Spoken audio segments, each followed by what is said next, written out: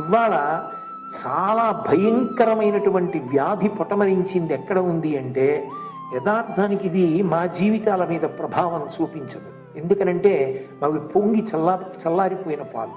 కాబట్టి మేము అంత తొందరగా ప్రేరణ చెందాం, మేము అంత తొందరగా ప్రతిస్పందించాం.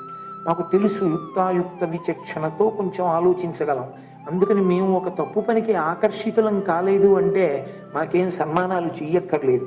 50 ఏళ్ళు దాటిపోయిన తర్వాత కూడా ఈ పని చెయ్యొచ్చా చేయకూడదా అని తెలియకుండా ఉంటేది తప్పు తప్ప, తెలుసుకుని చేయకుండా మానేశాడు అంటే అందులో గొప్పతనం లేదు.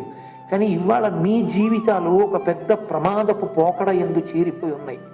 ఏమిటా పోకడ అంటే, అసలు ఆరోగ్యవంతమైనటువంటి భయంతో మీరు ఉండాలని చెప్పేటటువంటి మాటతో కూడుకున్న విషయం మీకు లేదు. ఎందుకని? మీరు ఇవాళ ఒక న్యూస్ పేపర్ విప్పి చదివారనుకోండి, ఆ న్యూస్ పేపర్ నిండా కూడా నిర్భయంగా ఇలాంటి మాట మాట్లాడవచ్చా, ఈ మాట మాట్లాడితే ఎన్ని లక్షల మంది జీవితాలు పాడైపోతాయి, అసలు ఒక వ్యక్తి నోటి వెంట ఇంత పారుష్యంతో కూడుకున్న భాష రావచ్చా, ఇలా మాట్లాడడం కుదురుతుందా, తప్పు కదా అలా మాట్లాడవచ్చా అని నిగ్రహంతో ఉండి మాట్లాడగలిగిన వాడు లేడు. అలా మాట్లాడగలిగిన వాడున్నా వాడి మాటలకు విలువ లేదు. పత్రిక రాయదు. బాలమురళీకృష్ణ గారు బహుశా నాకు గుర్తుంటే ఈ విశాఖపట్టణంలోనే ఒకానొకప్పుడు బాధపడ్డారు. నేను ఈ ఆంధ్రదేశంలో ఎన్నో కచేరీలు చేశాను, ఈ రాష్ట్రంలోనే పుట్టాను, అంతర్జాతీయ గుర్తింపు పొందాను.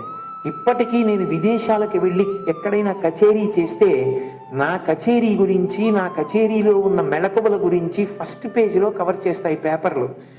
ఈ రాష్ట్రంలో ఏ రీజనల్ డైలీ కూడా నేను అద్భుతంగా చేసినటువంటి, సొంతంగా నిర్మించినటువంటి రాగాల మీద కానీ, నేను చేసిన కచేరీల మీద కానీ ఒక్క ఆర్టికల్ ఫస్ట్ పేజీలో వేసిన పేపర్ లేదని చెప్పారు. చచ్చిపోయే పర్యంతము మొదటి పేజీలో ఏమీ ఉండదు, వాడు చచ్చిపోయిన తర్వాతే రాస్తాడు. ఇవాళ మీ దురదృష్టం ఎలా ఉంది అంటే, ఏ పేపర్లోనూ కూడా మీకు పనికొచ్చేటటువంటి విషయాల్ని, మీకు పనికొచ్చే విషయములను మాట్లాడినటువంటి ప్రసంగం యొక్క పూర్తి పాఠాన్ని ప్రచురించేటటువంటి న్యూస్ పేపర్ లేదు. పనికిమాలిన వాడు మాట్లాడిన పనికిమాలిన మాటలన్నీ, అది కూడా మీ రక్తం ఉడికిపోయేటట్టు, మీ రక్తనాళాలు చిట్లిపోయేటట్టు, రాకూడని పోలీసులు కాలేజీల క్యాంపస్లకు వచ్చేటట్టు మాట్లాడగలిగిన వాళ్ళు ఎక్కువ మంది. దానివల్ల పాడైపోయేది ఎవరు? ఉడుకునెత్తురు మీది. మీ భవిష్యత్తు, మీకు ఆరోగ్యవంతమైన భయాన్ని ఉంచడం ఎవరూ చెప్పరు. ఒక సినిమాకి ఇవాళ ఆ లక్షణం లేదు.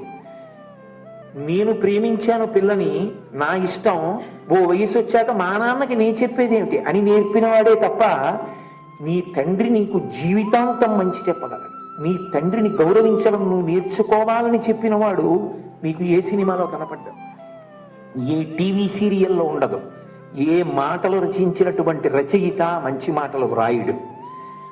అంత భయంకరమైనటువంటి ధోరణి సమాజం అంతా నిండిపోయింది.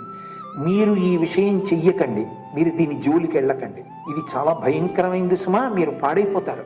మీకు ఎప్పుడూ ఈ భయం ఉండాలి అని చెప్పేవాడు, అని చూపించేవాడు, అని చదవగలిగినది మీకు లేదు.